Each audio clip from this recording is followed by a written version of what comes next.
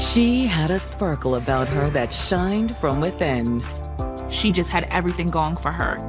Everybody wanted to be around Danielle. They loved her. She made you feel happy. And he was someone who filled her with that same happiness. He had just come back from overseas. They had this instant chemistry. He was very nice to her and catering to her.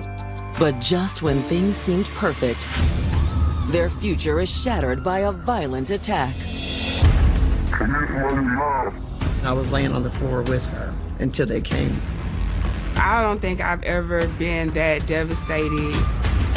As investigators begin examining the fragments of the night's events, they'll shine a light on the splintered details of a love gone wrong. They knew something was off. They had a love triangle on their hands. Man, I'm trying to figure out what the hell going on, bro. But when the case threatens to implode, They realize that he has lied to them. I looked at him, and I said, I said, I look like a demon.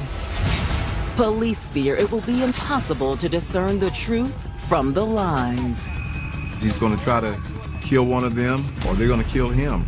He told detectives, what I have to say, you're not going to believe.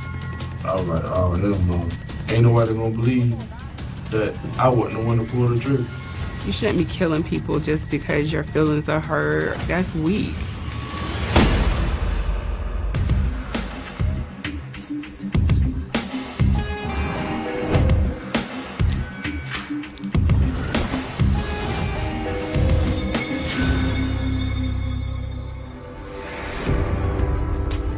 January 11th, 2009.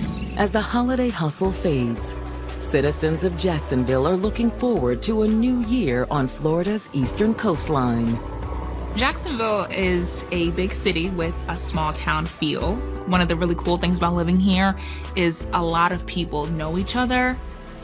We have a pretty thriving downtown, a lot of entertainment in the city center. It's a place where you feel the love, you feel, the excitement. But at 3 p.m., 56-year-old Janice Stubbs is starting to panic. Jacksonville 911, Hodges. Yes, I need to get an officer. She calls the Jacksonville Sheriff's Office to report her daughter, Danielle Stubbs, missing. Danielle had made plans to go with her mother to actually go shopping. I was sitting at home, and I was waiting for her to call me, and she didn't never call. And I'm like, what in the world is going on? When's the last time you saw her? Yesterday at 4 o'clock. So all day long, I'm worried. And I call her phone. She never answered the phone, nothing. Is it out of character for her to go missing? It's very out of character. I'm going to send a police officer out to you. Danielle's mother tells police that she and her family are going to wait at Danielle's townhouse until officers arrive to assist them. I just looked at my husband and my son. I said, let's just go. Minutes later, the Stubbs family arrives at Danielle's home. As soon as they got there, they noticed that her car wasn't in the driveway. And when the parents knocked on the door, they couldn't get in. They didn't get a response.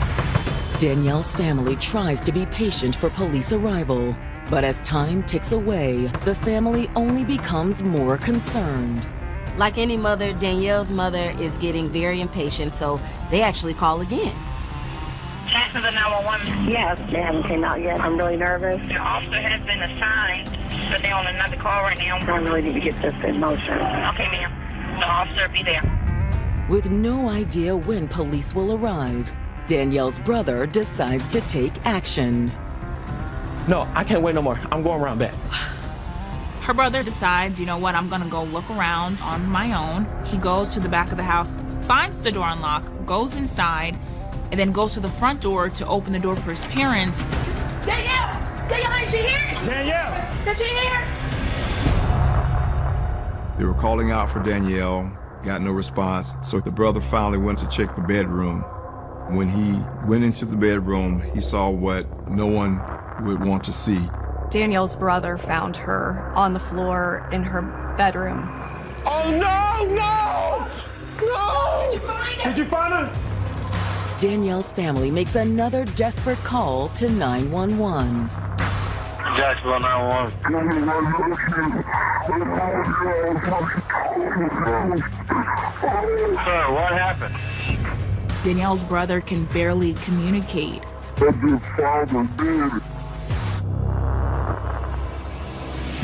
Since she was a child, Danielle Stubbs made it a point to always look her best. Everybody, people I didn't even know, would be like, oh God, that girl, she's just so beautiful. So that was her little nickname to the community, Miss Beautiful. When I first met her, to be honest, I was a little intimidated. She was so pretty. She kept her hair, her nails, her outfits always together. She was very much a girly girl. She had lipstick on, wore makeup, loved eyelashes, just pretty things. She never went out the house without her bracelets, and she always had on a heel. She rarely wore tennis shoes. But while Danielle had incomparable style, it wasn't the only reason people called her Miss Beautiful. Her personality, she's beautiful inside and out. Everybody wanted to be around Danielle. They loved her. I didn't know anything negative about Danielle. It was crazy. She was very giving. She made you feel happy. When 26-year-old Danielle wasn't spending time with family or friends, she was putting in long hours at work. She was actually working 2 jobs. She worked full-time in hospital administration in the emergency room at Jacksonville Naval Air Station. The doctors there, they really enjoyed being around her. And then she also worked with her mother at their family business in the beauty salon. She did hair at her mom's shop. She was a braider, but she did a lot of other styles as well, too. Danielle was really independent. She fully supported herself and just genuinely enjoyed her life. Danielle, she took very good care of herself. She made sure she always kept herself together. She never asked anybody for anything. She was an awesome person. Like many women in their 20s, one of Danielle's favorite pastimes was enjoying the nightlife her city had to offer. Danielle was living the life of what most girls her age would do. She was not married yet, but certainly dating and enjoying going out with her friends. And in the spring of 2008, a typical night out would change Danielle's life forever. Danielle was out with some coworkers when she met 24-year-old Justin McMillan. Hey, that next round's on me. Oh, thank you. When Danielle and Justin met, they had this instant chemistry. No, you really didn't have to do that. A beautiful girl like you deserve it. He was very nice to her and catering to her. It was so easy for them to just open up to one another. The two of them talked for hours. He had just came home from being overseas. He spent 2 years in Iraq working with the military as a personal trainer. Justin was originally from Georgia and had 2 young kids that still lived there with their mother. So he disclosed all these things to Danielle about what was happening in his life. He had been separated from his wife, and apparently that marriage was ending, but he still wanted to be able to spend time with his kids. He was feeling a little bit lost. He had just moved back to Florida and was staying with some family until he kind of figured things out. Yeah. I'm so sorry. Divorce is so hard. Danielle had just this big heart and a giving spirit. If you need anything, I'm here for you. That means a lot. From there, the relationship between Danielle and Justin took off. Justin was staying with Danielle quite frequently. She was having fun. He was just doing what she needed him to do to make her feel secure in a relationship. I think Danielle liked that Justin had a lot of time for her. He was open to going to family functions and just basically being a good boyfriend to her. They even discussed getting engaged after Justin's divorce was finalized. But now Danielle's panicked family is on the phone with 911 after discovering her lifeless body on her bedroom floor. I just found her dead. Okay, where was she cut or shot or how was she killed? I don't know, she's in the coven of blood. The police are on the way and ambulance as well.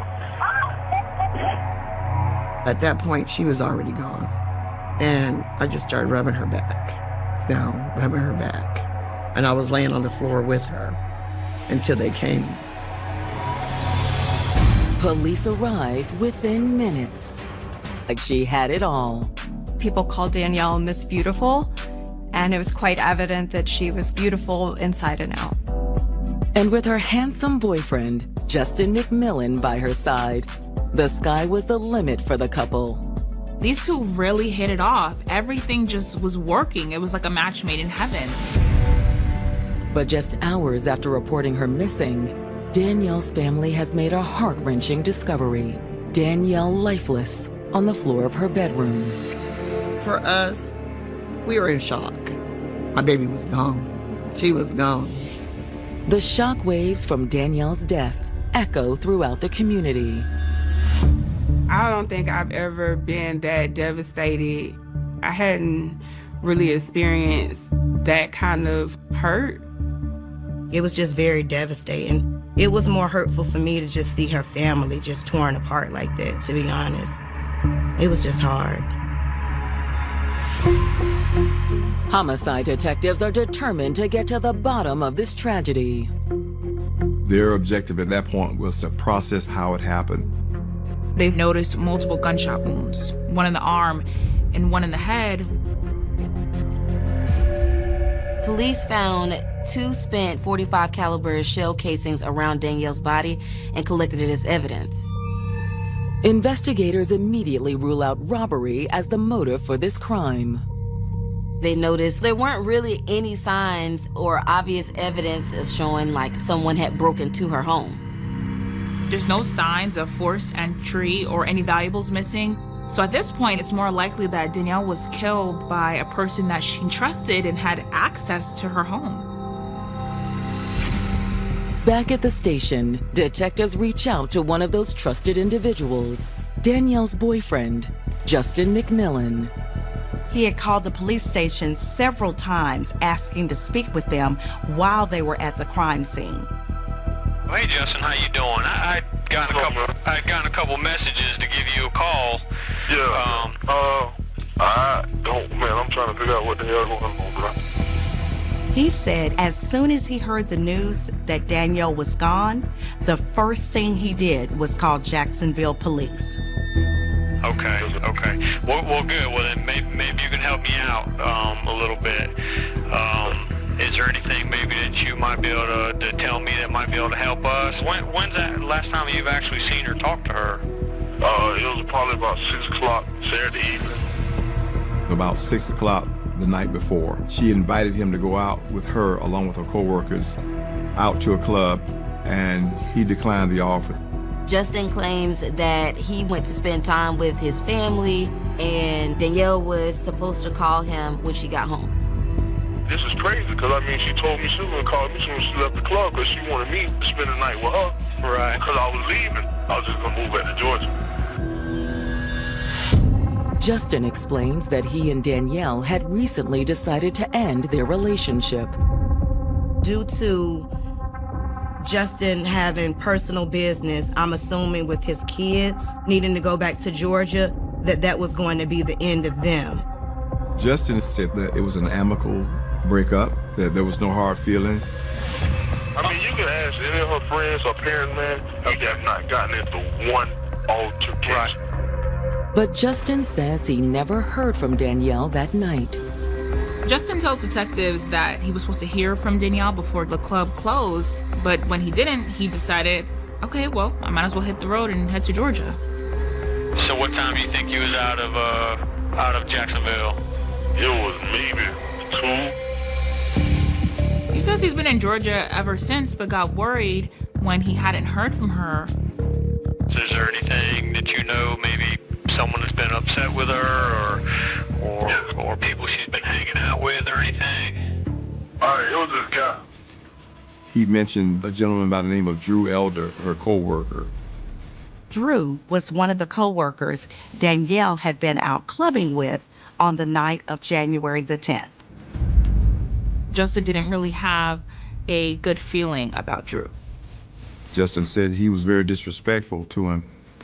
In fact, Justin tells detectives he and Drew had a tense run-in just a couple weeks earlier. About, I'm gonna say 2.5 weeks ago, I was driving her car because she took my car and went to the beauty salon. And I was at a gas station, went to go get me something to drink and a pack of Black & Mild. It was then that Justin ran into Drew. He was like, "Hey, that's Danielle's car?" And I was like, "Yeah." He was like, "Damn, she doing it like that?" I was like, "What you mean, man? Well, I mean, what's up?"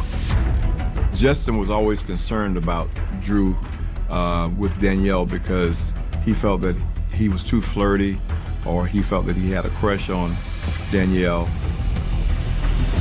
I said, "Man, what you talking about, man?" So he got in the car with his little homeboy and they left. Detectives in Jacksonville, Florida are speaking to Justin McMillan, the ex-boyfriend of 26-year-old murder victim Danielle Stubbs. So is there anything that you know, maybe someone has been upset with her or people she's been hanging out with or anything? Justin said on the night that Danielle went missing, she had been out with some co-workers, including a co-worker by the name of Drew Elder. And Justin has nothing good to say about Drew. Justin told detectives that he was a little bit too flirty when it came to Danielle. He didn't trust him. It sounded like a classic love triangle. Detectives are eager to hear what else Justin has to say, but know they need to continue the conversation in person. You know, it's a shame I can't go into, great details over the phone. I don't know how far in Georgia are you, but how long would it take you to get to Jacksonville? Well, 2 hours, okay. Would you mind meeting me somewhere? Maybe I can show you a couple of things and I can be done with you and I can move on. Yeah. Detectives asked Justin if he would come in to the station, and he said absolutely. As detectives wait for Justin to arrive, they turn their attention to Danielle's co-worker and alleged admirer, Drew Elder. If Drew really wanted Danielle, it's no telling how far he would go, especially if she refused his advances. It doesn't take long for detectives to track down Drew and bring him in for questioning. He seemed shocked to learn that Danielle was found deceased. I just saw her the other night. I can't believe she's gone. They asked Drew, did he and Danielle ever have a romantic relationship? He admitted that he was attracted to her, and when Danielle told him that her and Justin had broken up, he became excited. Broken up. I was happy about that because it meant I had a chance with her. Sure. Detectives ask Drew to give them a timeline of his night with Danielle. Drew says they met up at their co-worker's house at 9 p.m. and he drove all three of them to the club and they just had a good old time and danced the night away. The three ended up staying out super late until the clubs basically closed. He decided he would take her home to make sure she got home safe. Thank you for the ride home. Of course. He did get the feeling that she was into him, and maybe their friendship would become something more. We got there around 3:30. She got out and went inside. And that's it. You never went inside her place? No. Drew was adamant that he just stayed inside the car. Drew swears to police that he thought she was the most beautiful and amazing person. He swears he didn't kill her. Did you see anyone else around when you dropped her off? Well, there was a brown Cadillac parked outside. Police asked him, could he tell if there was anyone inside? But he said he couldn't because the tint was too dark on the car. If Drew wasn't responsible for what happened to Danielle, could the owner of the brown Cadillac be involved somehow? At this point, Drew was still one of their prime suspects, and they weren't even sure if he was telling the truth. But when detectives dig deeper into their new lead, they make a chilling discovery. They find that Justin McMillan has a brown Cadillac registered under his name. When detectives spoke with Justin, he said he was already in Georgia at the time. So who was telling the truth, Drew or Justin?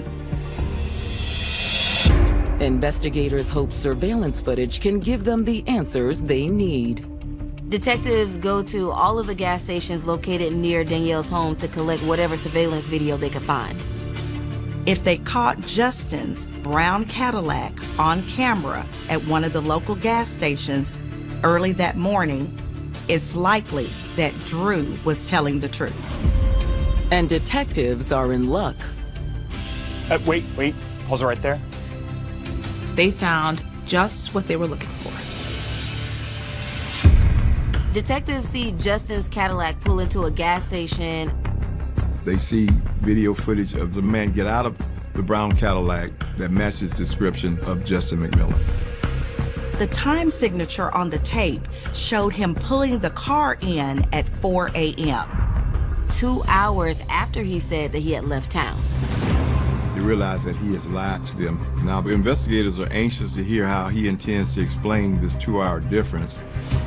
But even though Justin was supposed to arrive in Jacksonville hours ago, detectives are still left waiting.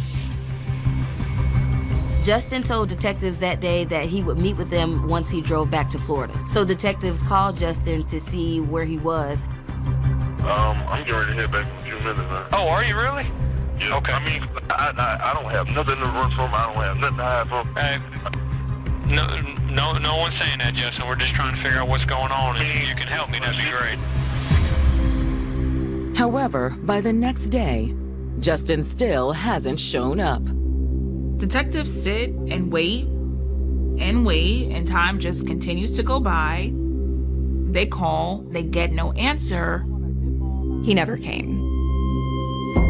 Since it appears Justin is evading them, their only option is to bring him in by force. He can run, but he can't hide. But in order to track Justin down, they incorporate the help of the U.S. Marshals to do a manhunt search. Once U.S. Marshals are on the case, they quickly zero in on their target. On the afternoon of January 14th, 2009, the police locate Justin at a house in Jacksonville. They did surveillance and found that he was leaving the home, driving the brown Cadillac.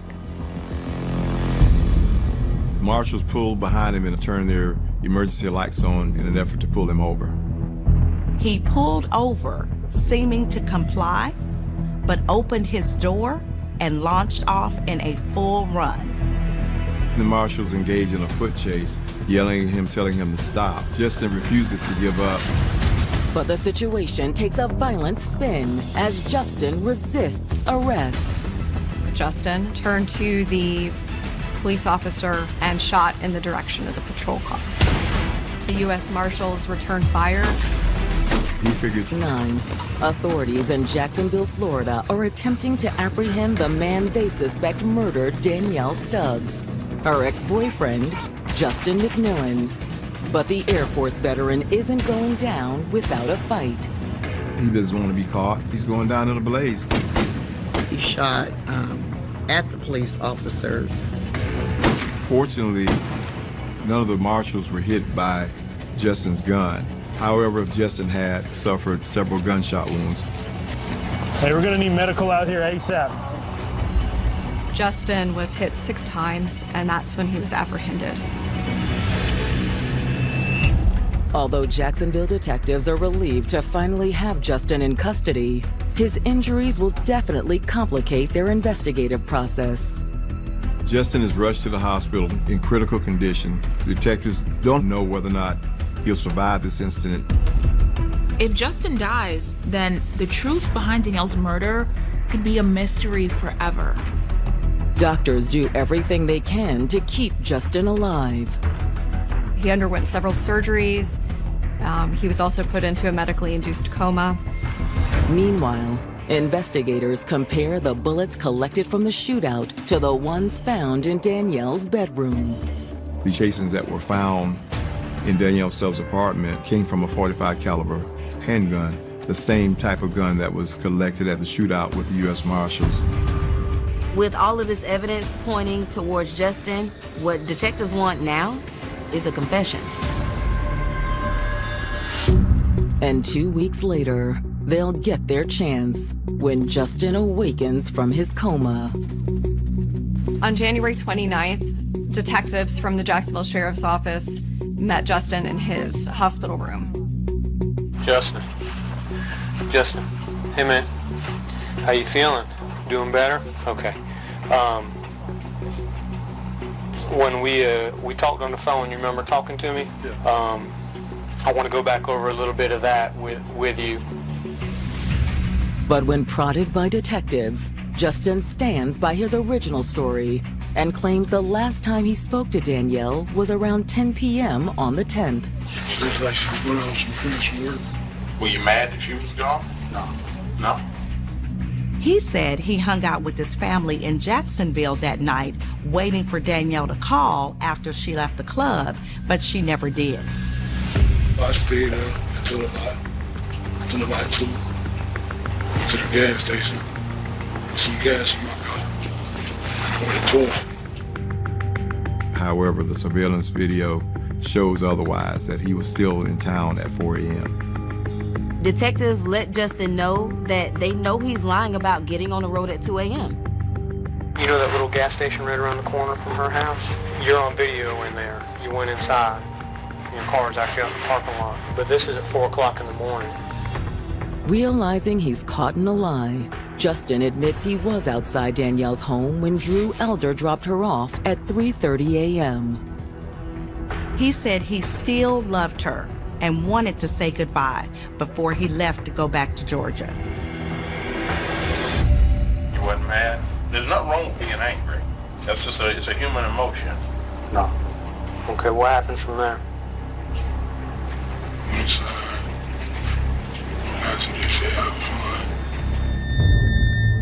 He said she seemed to be very happy to see him. They went upstairs. Did you already have the gun in the house at that time? Who's upstairs with me? I'm gonna miss you when I have to move back to Georgia. I'm not ready to say goodbye. I know. Justin said he laid down to go to sleep with Danielle, and the next thing he knew, he blacked out. For fun. Everything was just blank. Everything was quiet. And Justin says when he came to, he was horrified by what he saw. After his violent shootout with police, Jacksonville detectives are finally speaking with murder suspect Justin McMillan. They shot him 6 times and his ass still didn't die.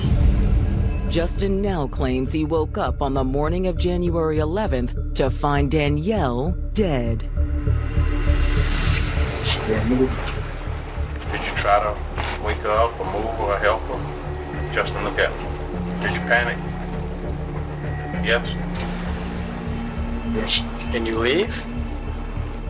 And you don't dial 911? You don't call family?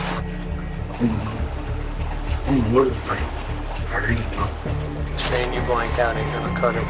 You a healthy man. The military. Detectives are tired of hearing the lie, so they let him know that he's not telling the truth, and they have evidence to prove it. Detectives tell Justin that they sent the bullets from his shootout with U.S. Marshals to be tested against the bullets found in Danielle's bedroom. What do you think the results were? It was a match. Yeah.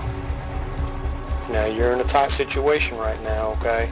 At this point, Justin is beginning to realize that the walls are closing in. We know the rest of the answers. Okay, we know the where and the who and the what and the how, but why? What happened in there that was so bad that you had to shoot her? Was it her being dropped off by the guy? I mean, honestly. Huh? Is that what it was? Justin can't take the pressure any longer. He now admitted to being angry when he saw Danielle's co-worker, Drew Elder, drop her off. Justin claimed to police at that time that he was angry that she had been out with another man.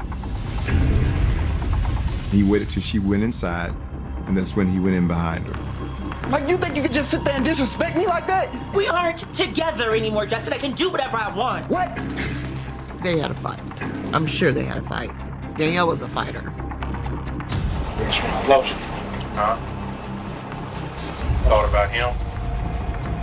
And you lost him? What happened? What happened? Shut up. He was like, ain't nobody gonna have you if I can't have you. That's how he thought in his head. And then what? Shot her again? That's when Justin admits he fired the fatal shot into her head. She was shot twice, so he meant to kill her. He literally meant to kill her. Once Danielle was dead, he just walked out. He went to a nearby gas station to fill up his car and then left for Georgia. I wish none of this would have happened. I deserve to be punished. Yeah, probably so. The detectives tell him that he's going to be charged with the murder of Danielle Stubbs, as well as attempted murder of U.S. Marshals. Word of Justin's arrest spreads like wildfire. Once he went to jail, they caught him and everything. We saw it on the news, and people were calling. I mean, it was a big time. It was a big thing in Jacksonville. It was a sigh of relief, but at the same time, I knew it wasn't gonna bring my friend back. With Justin McMillan's confession now on record, investigators are hoping for an easy conviction. But as the trial looms closer, they get an unexpected call from the Duval County Jail. While awaiting trial, Justin asked to speak with members of the Jacksonville Sheriff's Office. Detectives sit down with Justin again, this time in an interrogation room. I ain't seen you since you was at the hospital. You're looking a lot better, like I said, man. You putting on some weight. Look like you're healing up, okay? He told detectives, what I have to say, you're not gonna believe. It's pertaining to that night. My baby is gone. My oldest daughter, the one that looks just like me, she is gone. It took me a long time to even look in the mirror because she looks so much like me, you know? I wouldn't wish this on any mother. I miss all the things that we talked about, that we planned, to the shopping and the doing hair and laughing and talking. I thought that I wasn't gonna feel her again. But after she passed, the Robins would come to my door every single day. That's how she spoke to me after she died. I would look and I said, that's Danielle, letting me know she's okay. Finally obtained a confession from Justin McMillan for the murder of his ex-girlfriend, Danielle Stubbs.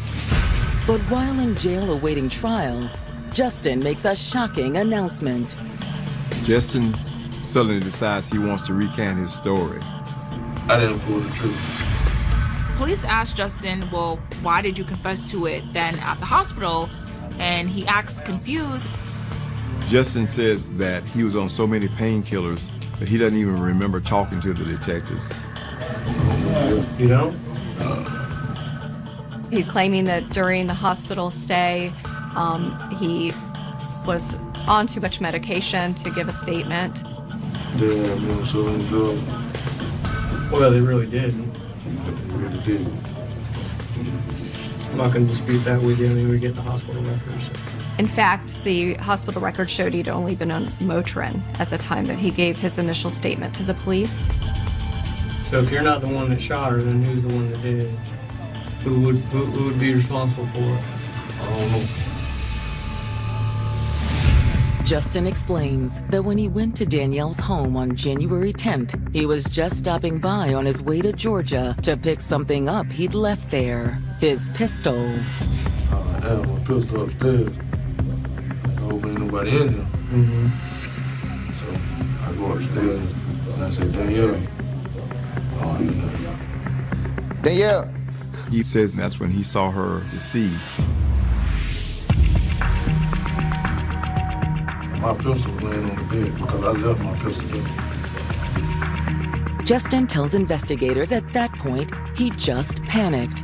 But she wasn't moving. I was like, Danielle, she didn't respond. So I was like, oh, hell no. Okay. I grabbed my phone and I left.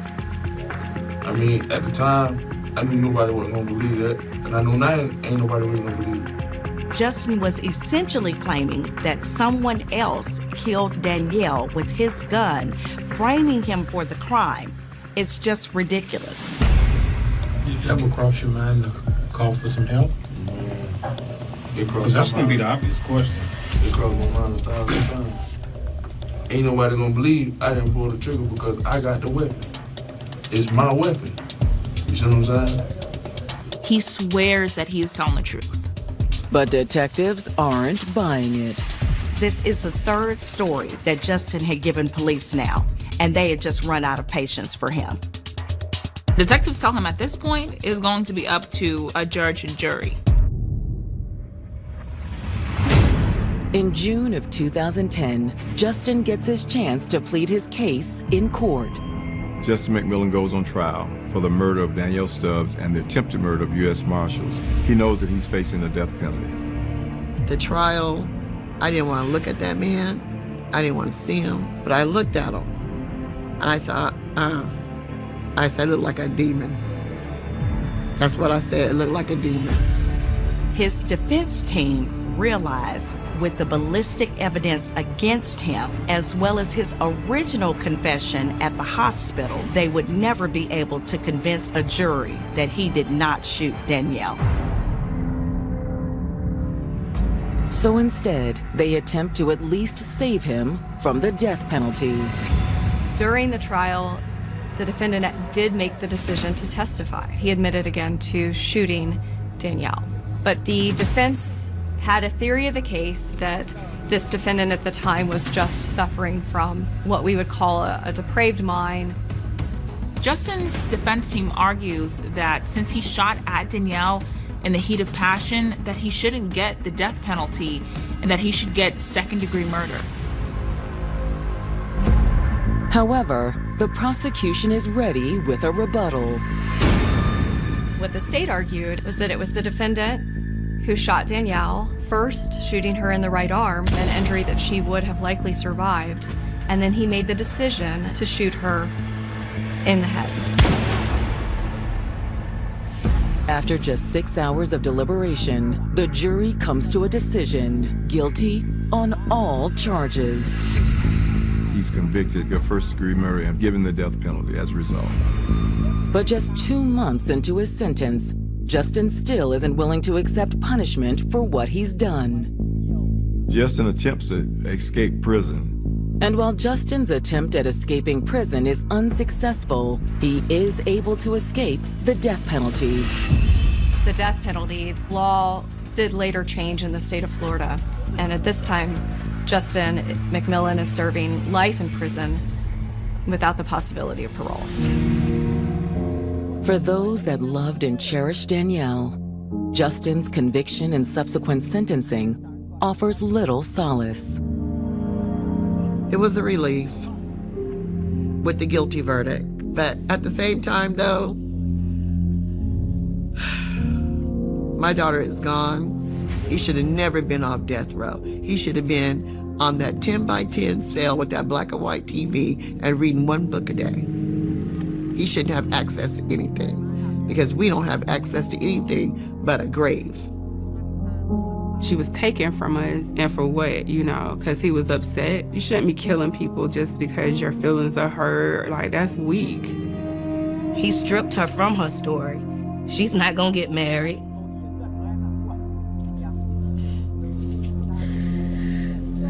She's not gonna have kids.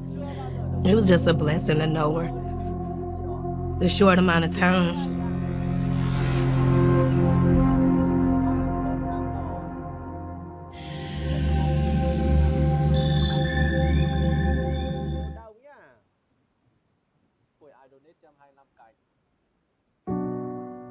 Being with the one you love can put a smile on your face and a bounce in your step. You see couples walking hand in hand and instantly know whether they're in love. It's a sensation that's almost impossible to describe. It's like a drug. What is it that draws two people together? She's a young girl that I think was impressionable. But sometimes that love can fade, and so can the cheerful disposition. Young girls often dream of finding Mr. Right, someone handsome and charming to love and cherish forever. And when Mr. Right says to them, "You're mine," it can feel like a dream come true. But good looks and a winning personality can sometimes conceal darker desires. And when they say, "You're mine," they don't mean to honor and cherish till death do you part. They mean they're going to control you, to manipulate you, to keep you all to themselves, no matter the cost.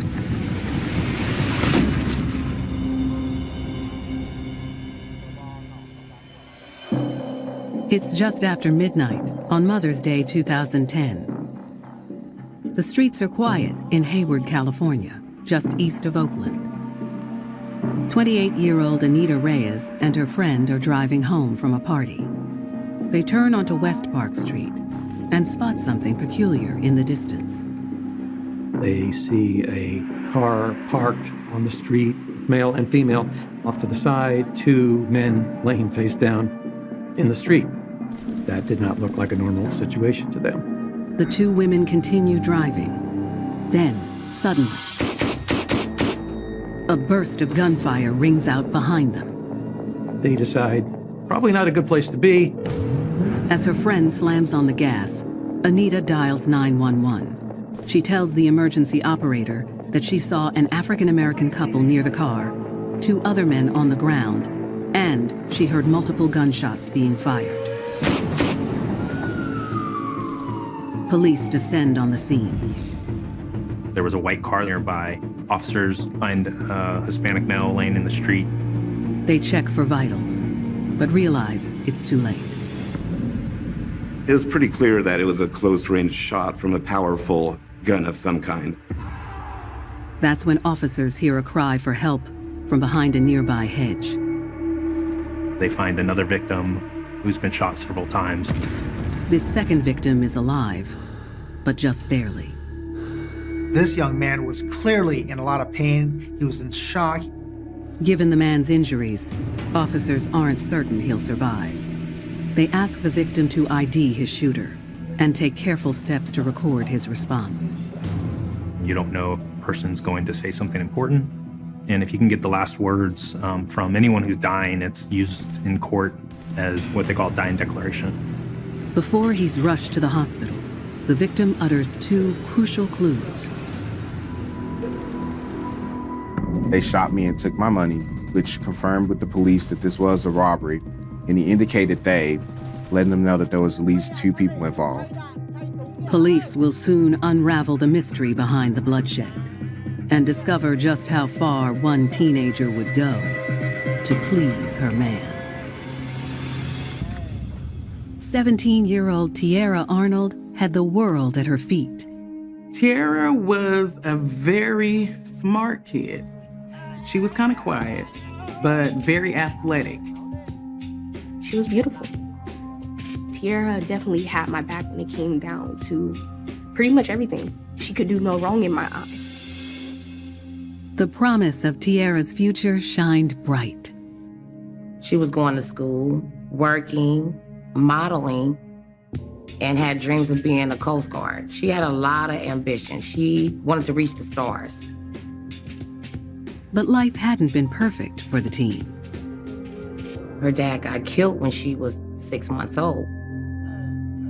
It affected her by not having that father figure. She needed that. I believe all children do, especially young girls. She had to grow up a little bit faster. She had to be more responsible. She was more focused. She was looking at big dreams. Soon, something else started to interest Tierra. Boys. She started dressing up more, wearing dresses and high heels. I wouldn't necessarily say boy crazy, more like boy curious. We both dated in like school. You know, we call them boyfriends at school. Just like somebody we would hang out with at school and talk to at school, but nothing real serious. That all changed when Tierra started seeing handsome charmer Isaiah Washington. Isaiah was 4 years older. He was her first serious relationship. He would pick her up and take her to school. It just kind of consumed her. I thought he was a nice guy. He kept her happy. And majority of her time was spent with Isaiah. Tierra thought Isaiah was fine and more mature than the boys at her high school. I met Isaiah one time. I was having a barbecue picnic and Tierra and him pulled up. She was like, "Auntie, this is my boyfriend, Isaiah." My first thought was, he looks a lot older than you. He was in college, so he was an adult. I said, okay, good. She has a guy that's in college and, you know, they could possibly have a good future. But I thought he was a really nice guy, very respectable. The connection between Tierra and Isaiah was undeniable. She felt like an adult. It's hard to explain. Being a teenager and you fall in love with a nice looking man, it got exciting to her. In Isaiah, Tierra felt like she'd found her Mr. Right. She was in the relationship for the long haul, even if it would end up costing her everything. Hayward police are investigating the street robbery and shooting of 2 young men. Neighbors have come forward to identify the victims. 2 well-liked teens from the neighborhood, named Rafael Avila and Carlos Buenrostro. They were 18-year-olds that were recent graduates of the local high school, just 2 normal kids. Friends and family were completely shocked and had no idea why it happened. Rafael had been shot 12 times and was pronounced dead on the scene. Carlos had been rushed to the hospital with multiple gunshot wounds, but died shortly after his arrival. These 2 young men were best friends. They did everything together, and now they've died together. Police have a double homicide on their hands and few clues to go on. As cops, of course, we want to know the answers, obviously, to what caused it. Why did this happen? Answering the question of who killed Carlos and Rafael and why will lead detectives down a twisted path and ultimately to a love-struck 17-year-old at the center of it all. When you in love, you having fun, and it's just the spice and the excitement and the thrill, but it all comes with a price.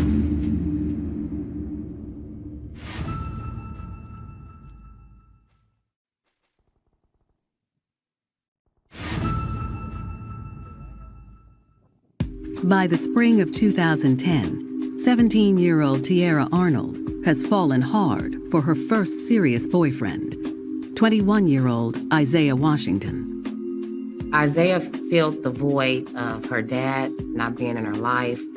She was happy with the excitement that they had going on. However, the 4-year age difference between the 2 young lovers gives Tierra's family some concern. I didn't think he was good for her because I thought he was too old. She always was like, oh, don't worry. Like, she really just kind of blew them off. But young Tierra would soon regret ignoring her family's words of wisdom. Homicide investigators are working the murders of 2 18-year-olds, Rafael Avila and Carlos Buenrostro. The lifelong friends were just blocks from home when they were gunned down execution style. All the police knew at this point was that 2 young men had been shot, apparently during a robbery. They had no idea who was responsible. There was a white car that was located nearby, basically, I believe, at the feet of the victim. So the police were able to surmise that the white vehicle is associated with the murder and robbery of these two individuals. The forensics team dusts the car for prints and lifts several sets to be analyzed. Then they move on to the ballistics. One of the most critical pieces of evidence that they found at the scene were shell casings that belonged to an AK-47 assault rifle. The cops found nearly 24 shell casings. That's a lot of gunfire. There was definitely an intent to kill these people. Officers expand the search area and recover even more shell casings several yards away, which provides detectives additional information about how the shooting went down. Victim number 1 shot 12 times, victim number 2 shot 5 times, and there were a total of 24 shell casings, indicating that several rounds didn't hit either of the two of them and may have in fact been fired at somebody else. Not far from the shell casings, police discover another potential clue: a cell phone. They don't know whose it is. Is it one of the victims? Could it belong to a suspect? Or could have nothing to do with this case at all? Investigators bag the phone as evidence and continue searching the scene. They also release an APB across the Bay Area for suspects who fit the description provided by the 911 caller. A young man and woman, possibly a couple, both African American, who may have fled the scene in a green sedan. Moments later, less than a mile from the crime scene, a patrol officer notices a car matching the description stopped on the side of the road. They're just looking for anything that looks out of place, suspicious. Inside the vehicle, the officer sees a male driver and a female passenger. He saw what appeared to be a very animated argument, so it attracted attention. The officer actually shines his light into the car just to get a better look at what's going on. The driver of the sedan reacts and speeds away. The officer flips on his lights and pursues the vehicle. A high-speed chase ensues. At this point, they really don't even know if they're dealing with the suspects, but they need to talk to these people. The vehicle manages to evade the officer for a moment. The chase goes into Oakland. Ultimately, they find the vehicle abandoned. The officer approaches the vehicle cautiously. Then, out of the corner of his eye, he sees a woman running in the opposite direction. She's just scrambling, trying to get away. The officer orders the woman to stop. She complies. But when the officer goes to cuff her, he realizes she's only a teenager. And what she tells him next comes as a surprise. What she told them was, I'm the victim. I was the victim of a carjacking.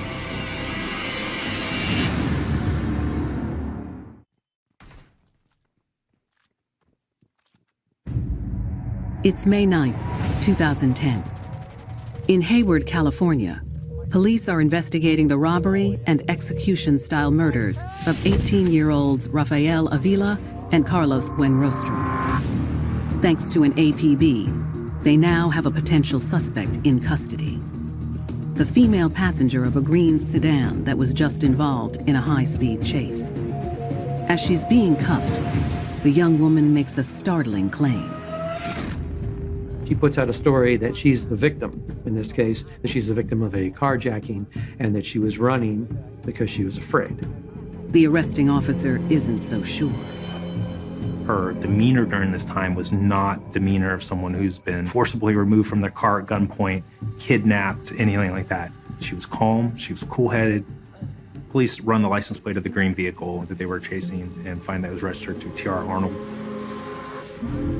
Is the bright 17-year-old Tierra truly involved in this gruesome double homicide? If so, why? And where is the unidentified man who was driving Tierra's car during the chase with police? Thankfully, detectives don't have to wait long to answer that last question. Police resumed the search for the male half that was in the vehicle, and a few blocks away locate a male hiding underneath a van. He's placed into custody, and he's identified as Isaiah Washington. With both Isaiah and Tierra in custody, Investigators bring them back to the station for questioning. They start with Tiara. Tiara sticks with her story about being a carjacking victim. What's more, police are struck by the 17-year-old's attitude. Her behavior is outside the norm for anyone that's claiming to be a victim. It's kind of like, you can't touch me. When pressed about her possible involvement in the shooting, Tiara claims ignorance. She said she had nothing to do with it and she had never held a gun before in her life. During his interrogation, 21-year-old Isaiah has even less to say. During the interrogation, he doesn't give any information at all. Fortunately for detectives, Washington is already in the system. Isaiah's record reveals he's recently been released on probation after serving time in an Alameda County jail for armed robbery. Details of that case shed additional light on the relationship between Isaiah and 17-year-old Tiara Arnold. Tiara and Isaiah were alleged to have committed a crime together prior. The incident report suggests that not long after Tiara and Isaiah got together, Isaiah hatched a plan to rob one of Tiara's former high school boyfriends. Part of it was to humiliate the ex-boyfriend. Isaiah wanted to show the ex-boyfriend that he's the new sheriff in town.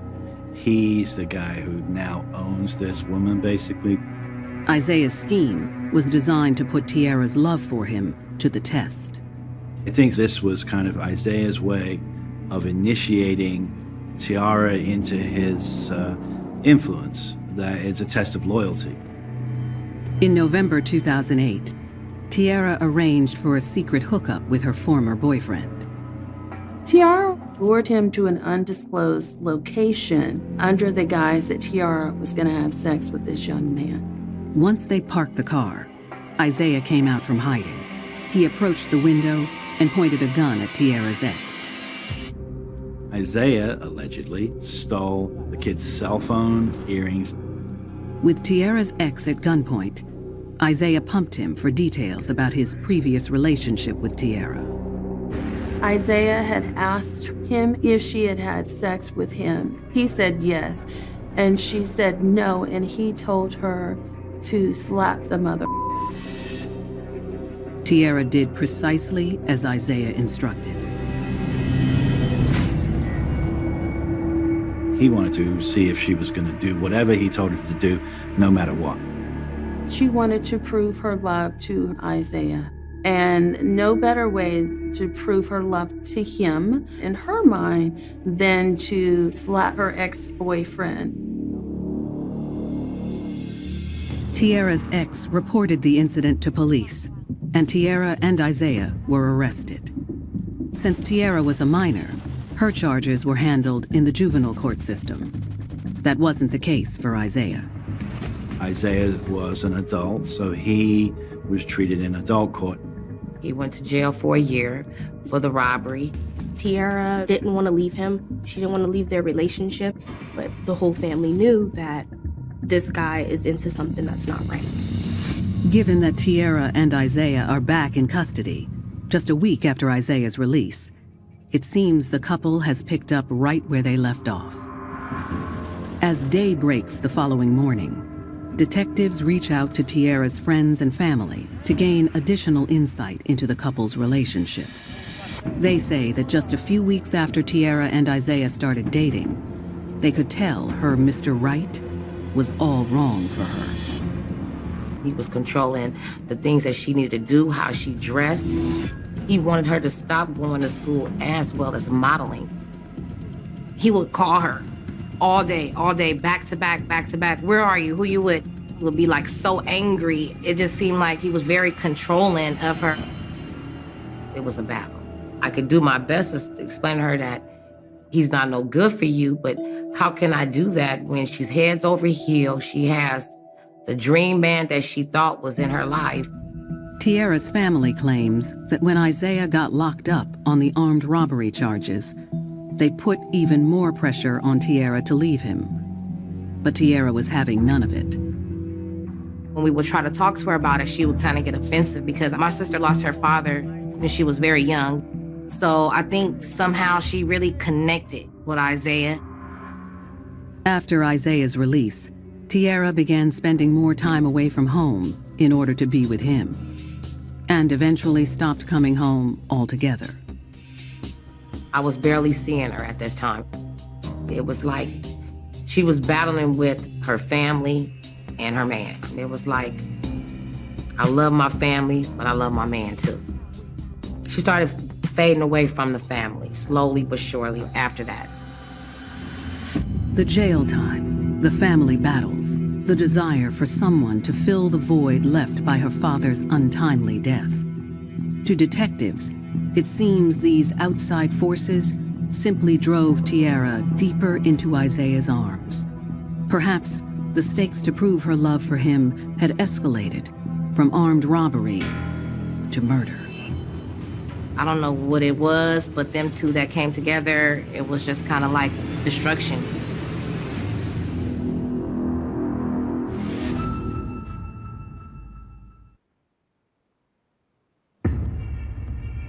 Police in Hayward, California, have just booked 21-year-old Isaiah Washington for evading police and violating probation.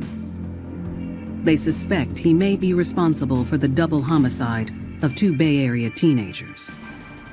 The cops get Mr. Washington in custody. He was in on a robbery previously, and he's not cooperative, and he's not giving the cops anything. Investigators also suspect Isaiah's 17-year-old girlfriend, Tierra Arnold, was involved in the slayings. Cops collect DNA and fingerprint samples from both Tierra and Isaiah. Detectives send the samples to the lab for comparison with those collected from both the crime scene and Tierra's green sedan. It's going to take a little time to analyze all the forensic evidence and the physical evidence. But until detectives get further evidence connecting the duo to the crimes, Tierra is free to go. There was no real evidence linking her to the homicide, so she was released. After Isaiah was arrested and interrogated, he was taken to the county jail. Because he's on probation, they're able to hold him. Even though Tierra is no longer in custody, police still believe she holds the key to solving the case.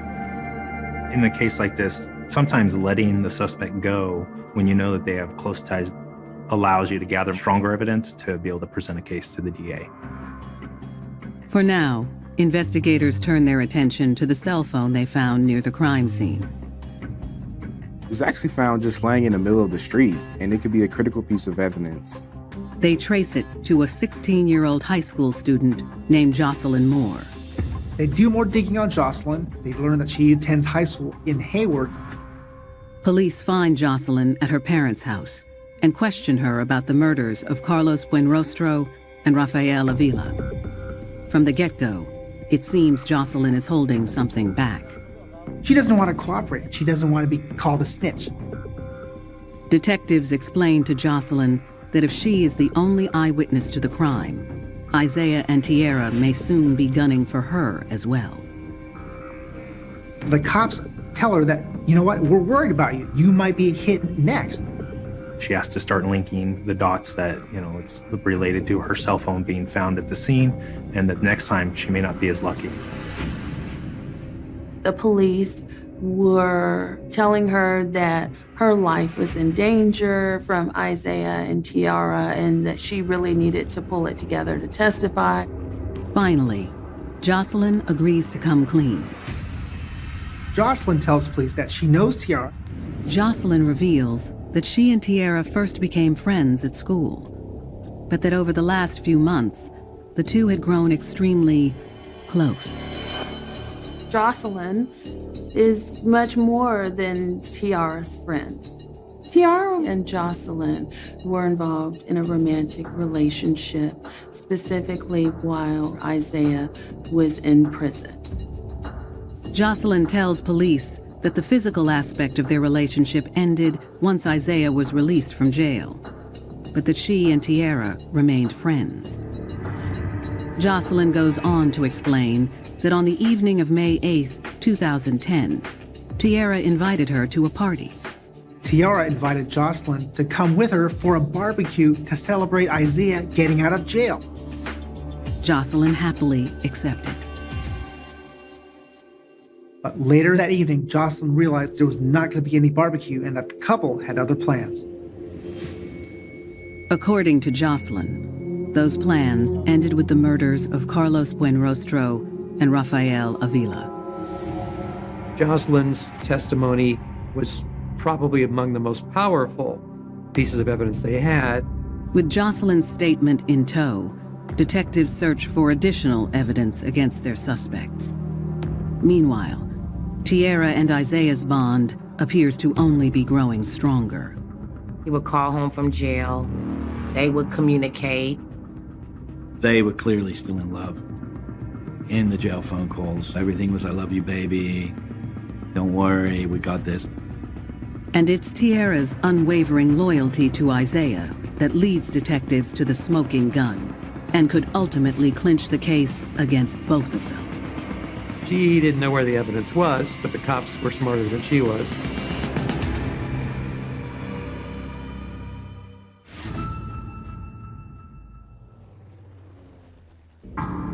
Detectives in Hayward, California have found a cooperative witness who seems to link Tiara Arnold and Isaiah Washington to the double murder of 2 local teenagers. Jocelyn was there. She saw the killing. With Isaiah in custody on a parole violation, the search is on for any physical evidence that corroborates Jocelyn's statement and ties Tiara and Isaiah to the murders. A month passes with no new leads. Finally, in June of 2010, results come in from the fingerprint samples collected at the crime scene. The crime scene unit did find different fingerprints on the victim's vehicle. They found out after that those prints belonged to Tiara Arnold. Other samples place Isaiah Washington both at the crime scene and in possession of a firearm. Gunshot residue tests positively identified gunshot residue particles on Isaiah's hands, his clothing. They also located gunshot residue in Tiara's vehicle. Despite this new cache of physical evidence, detectives feel they need more. The gunshot residue evidence that's been collected is primarily circumstantial. Detectives shift their focus to finding the AK-47 used in the shooting and the stolen property belonging to the 2 victims. Tiara's been released, but Isaiah is still in custody, so the investigators decide to monitor all of Isaiah's phone calls from jail to try to catch them into some incriminating statement. They were in communication every day with each other. The first few calls between Tiara and Isaiah sound typical of a young couple madly in love with one another. Couples all lovey-dovey on the phone, saying, I love you back. But as the calls continue, their conversations shift toward darker subjects. Isaiah tells her that he heard that the 2 men died, and he tells her, you offed them. And then she responds, so what? I'm out here. It's a shocking statement from the 17-year-old. Then she says, if I get I know who I'm going to kill. Police suspect Tiara is referring to her friend, Jocelyn Moore, who was present during the crime. It seemed as if the 2 of them, if they were going to go down, they were going to go down together. Then Isaiah asks Tiara if she's found the stuff. Sounds to the police like Washington is directing her to get something that he has stashed, some evidence that's been stashed somewhere. The detectives take notes as Isaiah gives Tiara coded directions to a backyard in Oakland, not far from where Isaiah was apprehended. Armed with this new information, detectives race to the location. In a backyard, underneath some tires, they find Isaiah's keys and Rafael's key and cell phone. They also find Tiara's ID. This was the motherlode of evidence. Police do not locate the murder weapon, an AK-47. but they do have enough to bring charges against both Isaiah and Tierra for the murders. On July 29, 2010, more than 2 months after the killings, police obtain an arrest warrant for Tierra Arnold. They intercept her at a local job placement organization, where she is arriving for an interview. Tierra is taken into custody without incident. We got that phone call that they arrested her again and they were keeping her. That's when I finally found out that Tierra was involved in something.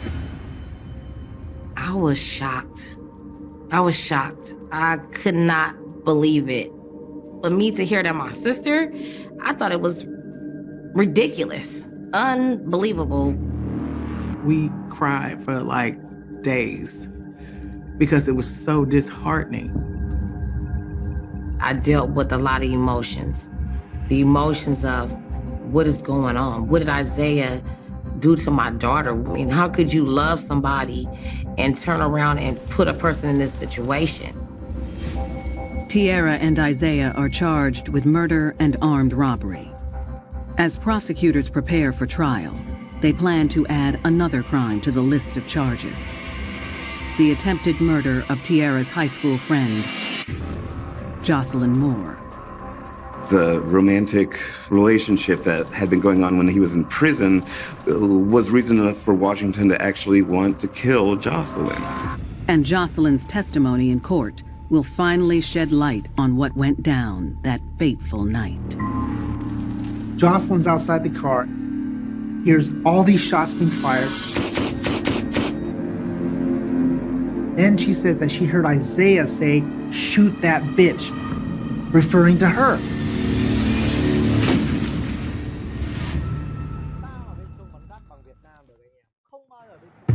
In March 2015, Tierra Arnold and Isaiah Washington stand trial for the murders of 18-year-old recent high school graduates Rafael Avila and Carlos Buenrostro. Best friends, grew up together, went to high school together, and on their parents' wishes, they were actually buried together. Tierra's family is still reeling from the realization that she may have been involved in a gruesome crime, and, if convicted, is looking at some serious prison time. I was angry and I was upset. I couldn't feel anything at that time. I was numb. I was worried about her. I didn't know what was going on. Tierra and Isaiah are tried together, but are represented by different attorneys. Neither defendant testifies on their own behalf. But Jocelyn Moore, the prosecution's key witness, does take the stand. She tells the jury what really happened in the hours leading up to the murders. When Isaiah was released from jail, Tierra had planned a welcome home party for him. According to Jocelyn, Isaiah and Tierra picked her up that evening. They cruised around and started drinking tequila, straight out of the bottle, and before you know it, the whole bottle was done. After a while, Isaiah drove them to his house. According to Jocelyn, that's when the night began to unravel. Jocelyn figures out pretty quickly there's no barbecue. Turns out it's just the three of them. Jocelyn states at that time that she wanted to go home. But Isaiah had other plans. Isaiah is telling Jocelyn that, hey, we're gonna have sex. He wanted a three-way. Jocelyn was very uncomfortable. She said no several times. Jocelyn testifies that every time she rebuffed Isaiah's advances, he became increasingly agitated. I don't think Tierra foresaw that there would have been such a problem. Probably because she was naive as to the ways of a narcissistic, dominant, abusive male. Jocelyn says eventually Tierra agreed to take her home, and the two waited outside in Tierra's car for Isaiah. After 10 minutes of waiting in the car, Isaiah comes back with a long gun. He tells Jocelyn, "We're taking you home, but we're dropping you off dead."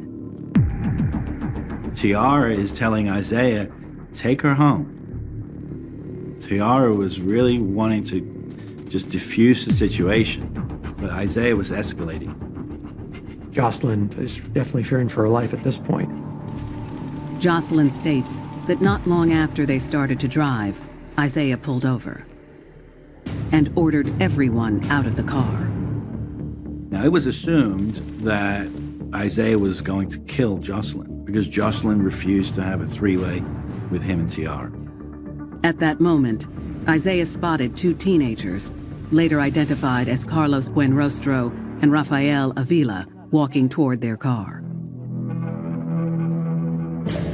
Isaiah sees an opportunity to rob. So he takes his gun and he orders the two gentlemen to get on the ground. Isaiah then ordered Tiara to search the young men's car. But as she's searching, Isaiah lashed out at her. Isaiah gets upset that Tiara's touching the car and leaving her fingerprints all over. Then, what started as a robbery seemed to escalate into a shouting match between Isaiah and Tiara. She gets really angry at him. She goes over screaming at him, "Don't point the gun at me." We've got a very high-stress situation. We've got a loaded, ready-to-go AK-47. According to Jocelyn, that's when Tiara grabbed the gun from Isaiah. According to the evidence, Tiara was kicking one of the young men who were face down and telling him to shut up because the guy was trying to plead for his life.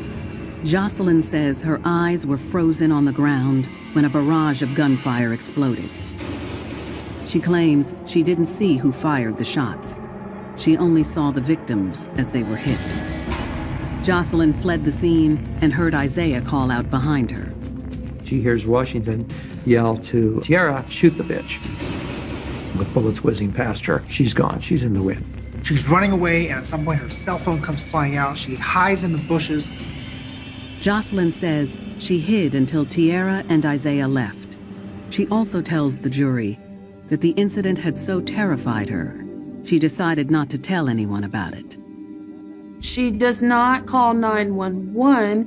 She doesn't even report knowing anything about the incident until the police show up 4 days later. Evidence presented during the trial corroborates Jocelyn's testimony, including Carlos Buenrostro's dying declaration. They played the recording of his voice with him saying, "They shot me and they took my money." And this really just showed the jury just how brutal these murders were. Isaiah's attorneys argue that while their client initiated the robbery, it was Tiara who fired the kill shots. Isaiah's attorney argued that Tiara went crazy at the scene. She was the sole person who decided to pull the trigger that night, and that Isaiah had never meant to harm anyone at all. But Tiara's attorneys tell the court that Isaiah was the real mastermind behind the crime. Tiara's attorneys argued that Isaiah brought the gun to the robberies, and if he wouldn't have did that, then there wouldn't have been any murders at all. Prosecutors contend it doesn't matter who ultimately pulled the trigger, because both Tiara and Isaiah are responsible. They went out to commit this robbery. What happened at that robbery, why the trigger was pulled, it doesn't matter. They were both in on it. Within hours, the jury convicts both Isaiah and Tiara of 2 counts of first-degree murder. The couple is also found guilty of the attempted murder of Jocelyn Moore. The real tragedy here is, of course, the victims. This senseless robbery escalated into homicide and took their lives at such a young age. 2 victims are gone. I feel bad. I feel bad for the families that lost their family. I feel bad for my daughter that she's lost now in the system. It's crazy because why would you be in a relationship and you say you love somebody and then here you guys commit crimes? Isaiah Washington is sentenced to life in prison without the possibility of parole. Tiara Arnold is sentenced to 95 years to life. She is eligible for parole in 2036, but is currently appealing her conviction. I've always told her, you have to pay for what you've done. But he was controlling her mind, and I'm angry at Isaiah for just putting her in this position. She did it for her man, and she did it out of love. Whatever she was doing, she thought she was doing the best for her relationship. People who are in similar situations, they can become very codependent, and so that they base their value and their worth on making their partner happy. What that means is one person has complete and total control. True love turns passion into devotion. I want you. I need you. You're mine. But if you're not careful, that passion can morph into desperation, violence, control. And suddenly, your Mr. Right is Mr. Wrong. Dead wrong.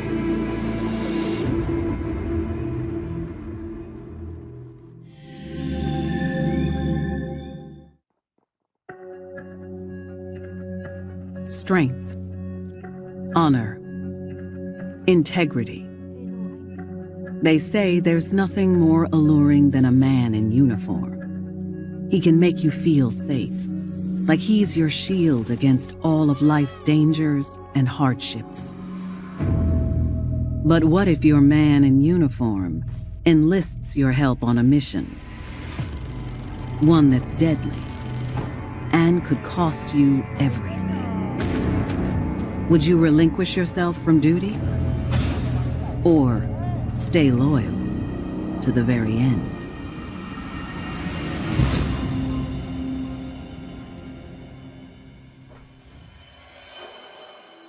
Tuesday, August 25th, 2015. It's early morning in Severn, Maryland. A quiet town located less than 5 miles from Army Base Fort Meade. Severn, Maryland is a suburb of Baltimore, and it is a great place to raise a family. A lot of military people travel the area, live there. But just before 8 a.m., a maintenance worker at a local apartment complex notices something strange. A patio door to one of the units is wide open. The maintenance worker went to take a peek and see if someone was coming in or out, but that didn't seem the case. An open door, broad daylight, something just didn't seem right. The maintenance worker made a call to 911 dispatch. Anne Arundel County Police. Good morning. I'm calling from Lick Village Townhomes in Severn. One of our townhomes, the door was just open in the back of the house, but no one's responding. Police officers arrive within minutes to investigate. When they enter the home, they find the first floor deserted. And then they went up the stairs into the master bedroom. They discover a tragic scene. The body of a woman on the floor, with something bundled in her arms. There was a deceased woman shot to death, cradling an infant in her arms. They believe at first that this is a double homicide. She was shot 3 times. 2 in the chest, 1 in the side. It was horrific, something that they had never seen before. But then the miraculous thing happened. There was movement from this infant.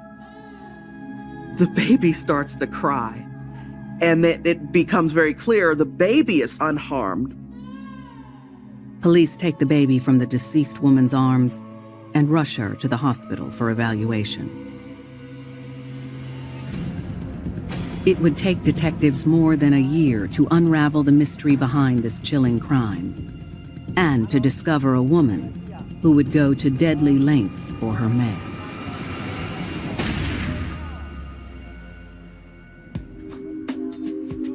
Dolores Delgado was an ambitious Army soldier who served her country with honor for 6 years. She served in the Army under administration, and she served in Iraq. Dolores enlisted to escape small-town life in her home state of New Mexico. Dolores wanted adventure, and the military provided that way out. When she enlisted in the Army, that took her not just across the country, but across the world. It brought her happiness, and she was able to finally find herself. Dolores excelled in Army life and developed a sense of honor and duty by serving. She did remarkably well there. Military life gave her a sense of purpose and fulfillment. Over time, however, the lengthy deployments made her feel like she was missing her chance at finding love. Even though Dolores loved everything about the military, she felt isolated. Being deployed was lonely for Dolores. She yearned companionship. But it appeared Dolores's prayers were answered when she got to know a handsome Army sergeant named Malik Kearney. He was one of the commanding officers, and immediately they connected. He was strong and handsome and literally a man in uniform. He looked the part, he had the swagger, and he was the man. It was an instant connection. There was chemistry. And Dolores felt all of a sudden that the isolation wasn't there. Dolores was drawn to Malik's command and confidence. This was someone who made life and death decisions on the turn of a dime, and that was attractive to Dolores. They were able to share similar stories, similar childhood upbringing. Malik was her kindred spirit.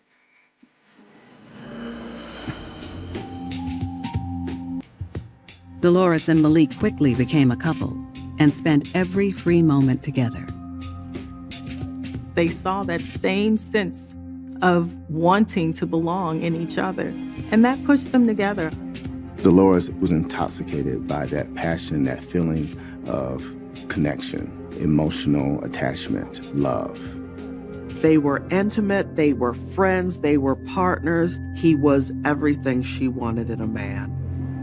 In 2009, Dolores was discharged from the Army and decided to pursue a nursing degree at a university in Florida. Malik remained enlisted overseas, but the couple stayed close. They identified with one another, and their whole worlds were wrapped up in what seemed to be a perfect little package. There were emails, there was Facebook chats. This thing was still fire, even across the globe. Then in May of 2015, after years of separation, Malik was assigned to a South Carolina base, cutting the distance between the couple to 7 hours. Malik's military schedule made it difficult for him to leave town, but Dolores didn't let that prevent them from spending time together. Dolores makes that drive from Florida every weekend. Dolores was emotionally dependent and deeply in love with Malik.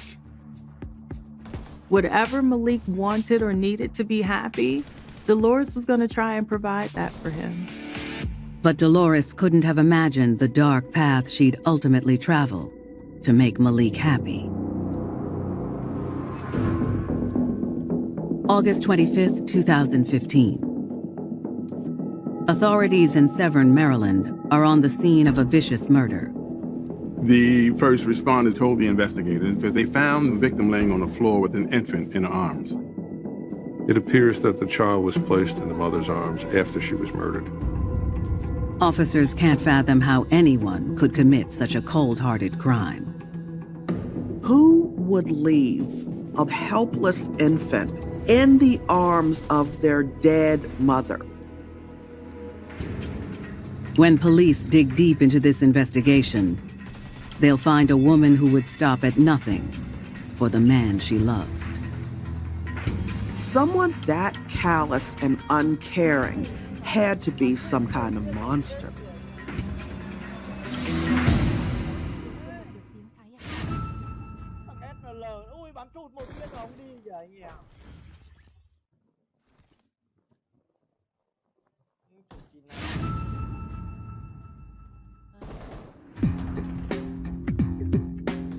Army veteran Dolores Delgado was working toward a nursing degree in Florida after her military discharge. She hoped to build a bright future with her soulmate, Sergeant Malik Kearney. Malik Kearney was in the U.S. Army. He was stationed at Fort Jackson, South Carolina. Despite the miles between her and Malik, they remained in close contact. Dolores was driving every single weekend to be with Malik in South Carolina. Dolores crossed state lines for her man every weekend. But before long, it would become clear that there was no line she wouldn't cross for him. August 25th, 2015, Severn, Maryland.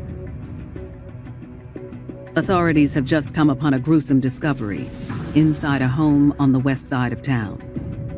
They found a baby in the arms of its mother who's been shot 3 times in the chest. Fortunately, the infant appears to be unharmed. One of the officers took the infant to a local hospital to be examined by a physician. Now detectives are on the scene, trying to make sense of what happened to this young mother. The officers initially talked to some neighbors who indicated that the victim was Carlin Ramirez. The neighbors said they didn't hear any gunshots that night. But it appears Carlin was shot 3 times at point-blank range. There were muzzle burns in all 3 gunshot locations, so the muzzle of the gun would have been placed up against the skin of Miss Ramirez. The type of bullets and lack of shell casings suggest to investigators that the murder weapon is a revolver. A ballistics examination allowed investigators to narrow down to a .357 caliber revolver. The rest of the scene tells investigators that this is more than an ordinary robbery gone bad. There didn't seem to be any signs of forced entry at all. Someone likely had access to the premises. To detectives, this murder feels personal. Did Carlin Ramirez know her killer? They hope speaking with Carlin's loved ones will provide a lead on a suspect. Later that day, they travel to the Ramirez home. The parents of Carlin Ramirez were understandably devastated by the murder of their daughter. They had very quickly taken custody of the child found at the crime scene. Detectives gently ask Carlin's parents if they can provide some background information on their daughter. They explain that the 24-year-old was a private in the U.S. Army. Carlin Ramirez was a beloved person. Her co-workers enjoyed her and really respected her. She was someone who, really everyone sort of gravitated to. Investigators asked the family if Carlin had been having issues with anyone in the weeks leading up to her death. They found pretty quickly that her family believed she was having marital issues with her newly estranged husband. They identified her husband as Malik Kearney. Carlin's parents say after Carlin and Malik had their child, the couple decided to tie the knot. But it wasn't long before Carlin realized she'd made a mistake. They separated a matter of weeks after the wedding. There had been allegations of infidelity. The news of marital issues made the police very suspicious of Malik. He could be a prime suspect in this case. Detectives thank Carlin's family for their time and leave to track down Malik. They traveled down to South Carolina to interview him. The next day, investigators meet with Malik Kearney at Fort Jackson Army Base. What can you tell us about her? She was alive. Malik was very distraught over the loss of his wife. He was very forthcoming. I don't know. Don't miss her.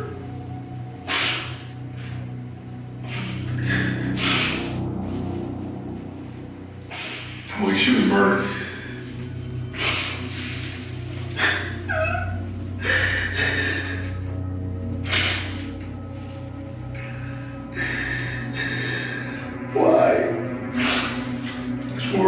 you can help us with. He did share that the distance caused some problems between them, but they were working on the resolution. Malik says he was on base at the time of the killing. Malik told the investigators that he went to work at 8 o'clock, got off at 2, traveled home, where he watched Netflix and texted a few friends.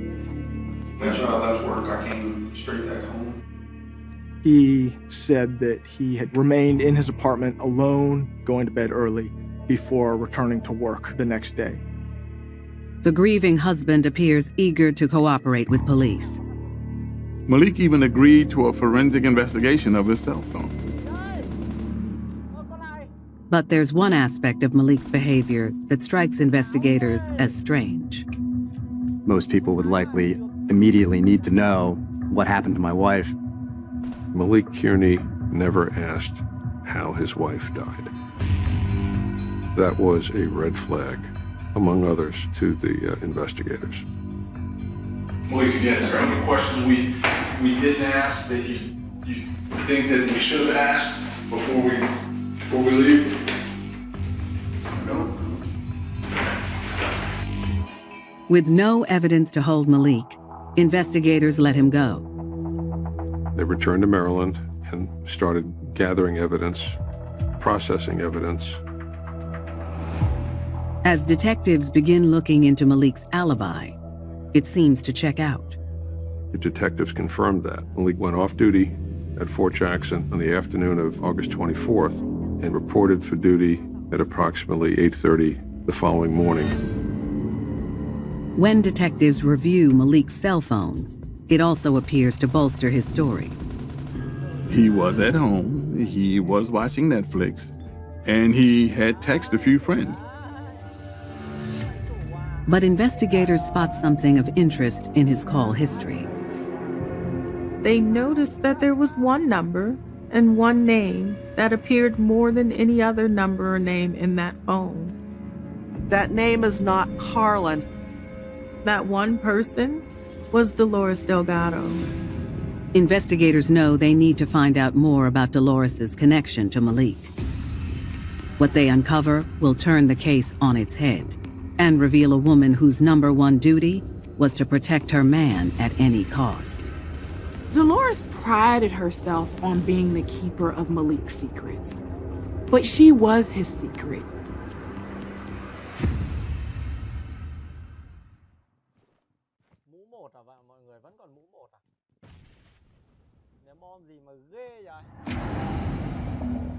August 2015, Severn, Maryland.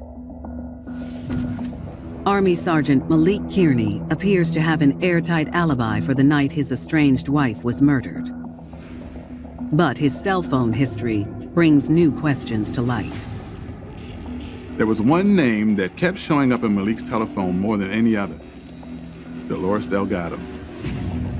Mr. Kearney had said that he hadn't been dating anyone, but when investigators looked into Dolores Delgado, it appeared that they were dating. When investigators contact Dolores, she agrees to make the drive from Florida to Maryland for an interview.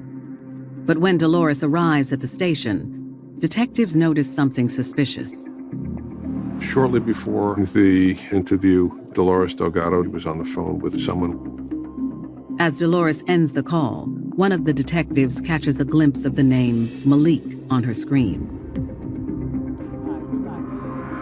Her first reaction was to reach out to Malik Kearney, and investigators felt that was significant. When detectives question Dolores, she admits that she's been in a relationship with Malik for the past 8 years. Dolores said they'd been intimate, that they were friends and soulmates. Malik married Carlin, but it didn't matter to Dolores. Dolores tells detectives that Malik never loved Carlin and only married her to do right by the baby. Dolores was unconcerned with Carlin. In her heart, Dolores knew Malik was still her man. Detectives questioned Dolores about her whereabouts the night of the murder. Dolores Delgado told investigators that on the evening of August 24th through the morning of August 25th, she was with Malik Kearney in his residence in Columbia, South Carolina. They just spent the evening together. This, of course, is in direct conflict with what Malik had told investigators, that he was home alone. Detectives asked Dolores if she or Malik left at any point that night, but she insists they were both at Malik's home throughout the entire evening. She said that she was with Malik in South Carolina the night Carlin was killed. They also asked Dolores if she or Malik owns a revolver, the suspected murder weapon. Dolores Delgado told them that she really had no knowledge of firearms and was not well versed in anything pertaining to firearms. That was suspect coming from a veteran of the U.S. Army who had served a tour of duty in Iraq. If anyone knows about guns, it would have been Dolores. Investigators believe Dolores knows more than she's admitting, but have no incriminating evidence. They conclude the interview and immediately get a subpoena for Dolores's phone records. When they looked at Dolores Delgado's cell phone data, they found that it was hitting off a cell phone tower right by Mr. Kearney's apartment. In fact, the same cell phone tower that his cell phone was hitting off of that night. They do find startling inconsistencies between her phone and the data pulled from Malik's phone. Obviously, there had been the communication between the two of them. There were a number of messages and text messages and back and forth that they hadn't found on Malik Kearney's phone. That indicated to them that Malik Kearney had deleted some of the stuff off his phone before sharing it with investigators. Investigators also find photos of Dolores's odometer in the text messages. She's also tracking her mileage, taking photos of this and sending it to Malik. That was a red flag as well to investigators. That's just not typical of what people send back and forth to one another. They started to get a picture of what happened leading up to the crime. It appears the couple planned a turnaround trip to kill Carlin Ramirez. And one of them stayed behind to create a digital alibi in South Carolina. Malik Kearney and Dolores Delgado had put together a plan to travel from South Carolina up to Maryland, kill his wife, and get back in time for work. But the vital question still remains: who pulled the trigger? Dolores had to be thinking that this wife, this distraction, this other woman was the reason that she couldn't be with her man.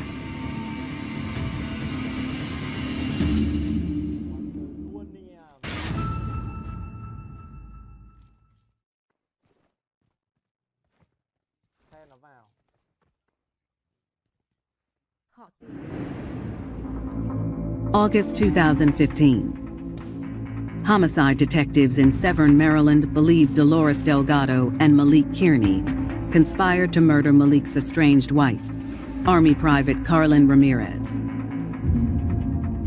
An exhaustive search into Malik and Dolores's cell phone records revealed the two spent several weeks working out their plan and how to cover up their tracks. At this point, police wanted to know which one pulled the trigger. When detectives receive Dolores's financial records, they get the big break they've been looking for. Detectives turned up that Dolores Delgado had purchased a Taurus .357 revolver. Same caliber of gun that had killed Carlin Ramirez. They also find another curious purchase.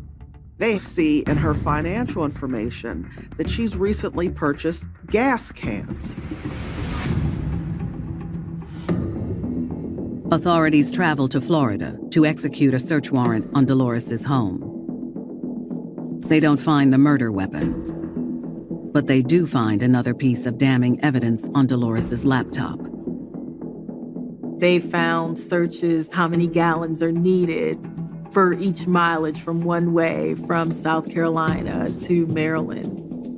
Investigators suspect the gas cans purchased on Dolores' card were part of a calculated effort to avoid leaving a trail behind. It points investigators to the conclusion that somebody did not want to stop for gas along the way and risk the possibility of their image being captured on surveillance cameras. At this point, detectives feel confident they have the evidence they need to charge Dolores Delgado and Malik Kearney with the murder of Carlin Ramirez.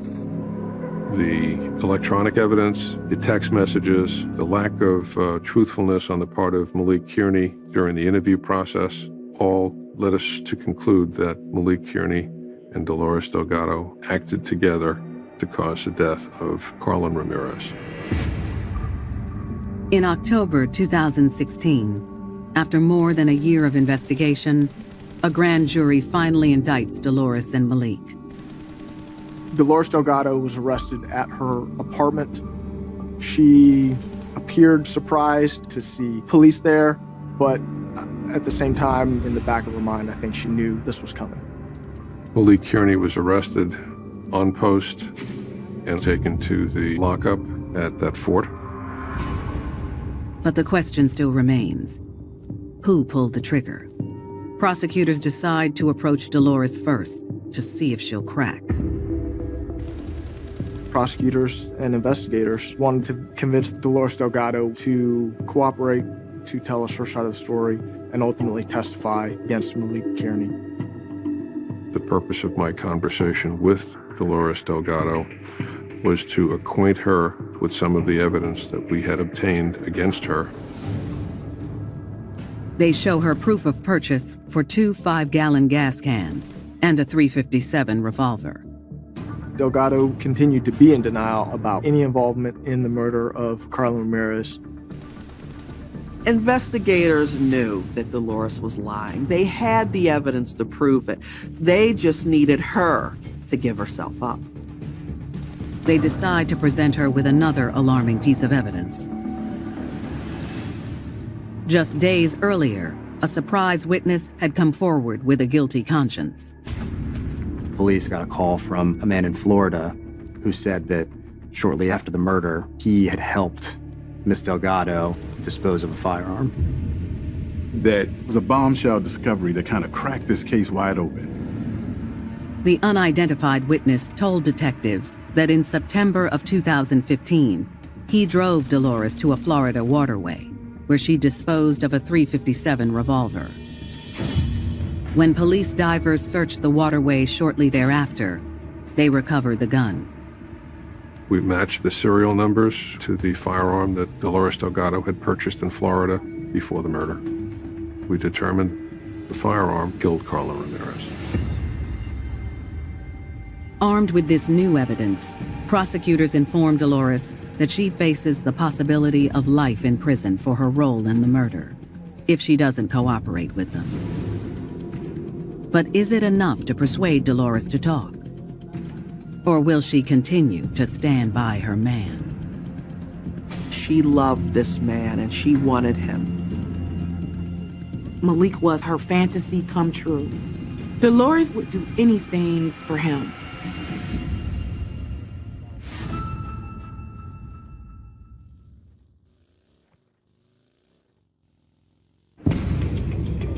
October 2016. Maryland prosecutors are sitting down with 31-year-old Dolores Delgado, who is in custody for the murder of her boyfriend's estranged wife, Carlin Ramirez. Her boyfriend, Malik Kearney, has just been arrested. The evidence that we had did point to a plot that was hatched by both Malik Kearney and Dolores Delgado to murder Kearney's wife. Prosecutors have just informed Dolores that police divers have recovered the murder weapon. Upon examination by the lab, they were able to identify the serial number on the gun thrown into the river as the serial number of the gun purchased by Dolores Delgado from a local gun store in Florida. Armed with this additional incriminating evidence, prosecutors tell Dolores it is in her best interest to cooperate. We believe that she might be the weak link of the two. Prosecutors offered Dolores a deal: confess and testify against Malik to avoid life in prison. With her back against the wall, Dolores finally agrees to come clean. Dolores, feeling trapped, felt that it was time for her to take the plea deal and begin negotiations with the police. Dolores tells prosecutors that after she was discharged from the Army and returned to the States, Malik began a relationship with Carlin. Meanwhile, Dolores and Malik continued their long-distance relationship overseas. Dolores wanted to be the only one, but she believed that Malik and Carlin's romance was nothing in comparison to hers, and that eventually he would choose her. Dolores says that in April of 2015, Malik told her Carlin was pregnant and that they were going to get married. But Dolores still didn't let that scare her away. Ms. Delgado did not believe Carlin Ramirez was a threat. Kearney had been with other women and still came back to Dolores Delgado. According to Dolores, when Malik and Carlin's marriage imploded after just a few weeks, he asked her for her help. Malik saw Dolores as a very reliable person. She would go through great lengths to make Malik happy. She told us that Malik Kearney had worked on a plan to kill his wife without being detected. Dolores tells investigators she knew it was wrong, but she couldn't deny her man anything. She couldn't say no to Malik Kearney. Dolores said that her love for Malik was overwhelming. It was all-encompassing. Dolores saw this as a mission and was detached, and all she knew is to protect her man and support him.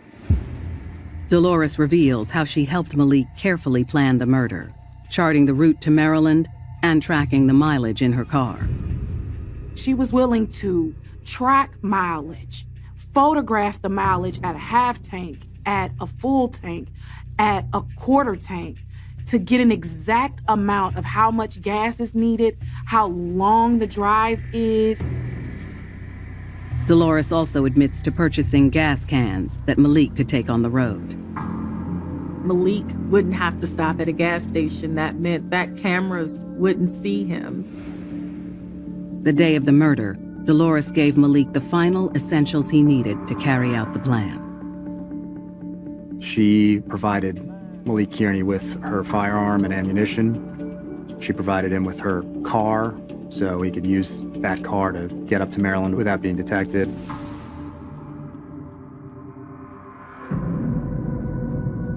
Yet, for investigators, it doesn't answer the question, why murder? Carlin Ramirez was already filing for a divorce from Malik Kearney. It seems in this situation, a reasonable person would have just gotten a divorce. Dolores explains that for Malik, it was all about pride. Malik was used to being in charge in his relationships. He held the power. He was used to getting what he wanted, but he couldn't have Carlin Ramirez, and that's why he killed her. Dolores says when Malik arrived at Carlin's apartment, he used his key to enter. Mr. Kearney planned to leave no trace behind. Once he shot Carlin 3 times, he reached for his daughter and placed her into Carlin's arms. To have a child laying in that crime scene. In my career, I'd never seen anything like that before. It was horrible. Dolores said that they discussed the fact that he wanted to kill Carlin Ramirez, where the next day was a work day, that when Ramirez failed to show up at post, someone would look for her and find the baby. Malik left his child without a mother. It was very selfish. As he fled the crime scene, Malik left the patio door open to make it look like a robbery. He then made the 500-mile trip back to South Carolina, where Dolores was waiting. Dolores sat in Malik's apartment on his couch with his phone. She sent text messages. She sat and watched movies and waited patiently. When Malik returned to South Carolina, Dolores burned his clothes. She threw the murder weapon into the water. Dolores had done everything for her man.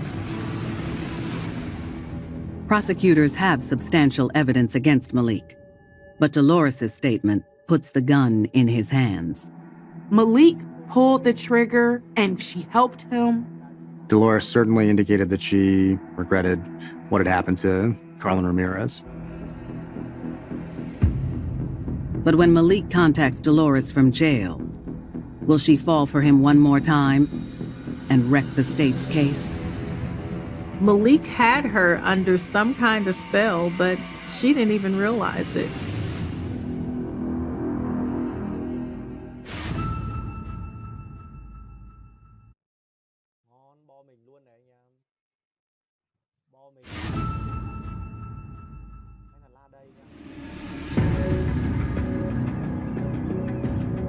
October 2016. In Severn, Maryland, Dolores Delgado has admitted to her role in Carlin Ramirez's death. Dolores felt that she needed to help Malik murder Carlin because that's what Malik wanted. She was willing to do anything to make him happy. In exchange for a lighter sentence, Dolores has agreed to testify against Malik at trial. But when Malik begins writing Dolores letters from jail, prosecutors worry that he could persuade her to recant. Kearney wrote to Delgado on a number of occasions saying, "Just trust me. Don't trust your lawyer. Don't trust anybody but me." Malik Kearney still sought to maintain his hold over Dolores Delgado. Investigators wonder, is she going to try and save herself, or is she going to try and protect her man? On July 16, 2018, 37-year-old Malik Kearney stands trial for murdering his estranged wife, Carlin Ramirez. Malik Kearney entered pleas of not guilty. The prosecution describes how two once honorable soldiers came up with a diabolical plan to murder Carlin Ramirez. Dolores Delgado provided the alibi, provided the gun, the ammunition, and her car. But Malik Kearney pulled the trigger. They were partners in crime. Prosecutors submit the murder weapon, a .357 revolver, into evidence. They argue that Malik's actions represent one of the most cold-hearted crimes they've ever seen. It was particularly egregious by virtue of the fact that the mother was killed and her infant daughter placed in her dead arms. But Malik's defense attorneys maintain their client's innocence. The defense was essentially that Malik Kearney had nothing to do with the murder. When Dolores takes the stand, everyone is wondering, will she remain the state's star witness or protect her man like he asked her to in the letters? Fortunately, as Dolores begins her testimony, the prosecution is able to breathe a sigh of relief. Delgado testified that she went along with what Malik Kearney wanted because that's what she always did. Dolores comes clean. She admits to plotting every detail along the way. Dolores was willing to purchase gas, track mileage, purchase a gun, ammunition, provide Malik with an alibi. All of these things just so she could continue to feel safe and feel loved and protected. In the end, the jury returns a quick verdict. The jury found Malik Kearney guilty on all counts. He is sentenced to life in prison without the possibility of parole for the murder of Carlin Ramirez. The Ramirez family were relieved to have this behind them and have some justice for the murder of their daughter. Their best memory of their daughter Carlin is in their granddaughter. Carlin's family is raising the daughter and doing the best they can, but it's just not going to be the same as it would have been with her mother there. Dolores Delgado pleads guilty on all counts and is sentenced to 17 years in prison. Dolores Delgado was looking for love in all the wrong places. And boy, did she find love with the wrong man. Dolores was deeply connected to Malik. And that deep bond sort of causes love to become blind to a certain extent. But Malik saw Dolores as a person that he could easily manipulate. Dolores was in all the way. She wanted what he wanted, and even if he wanted another woman dead, she was willing to do whatever it took for her man.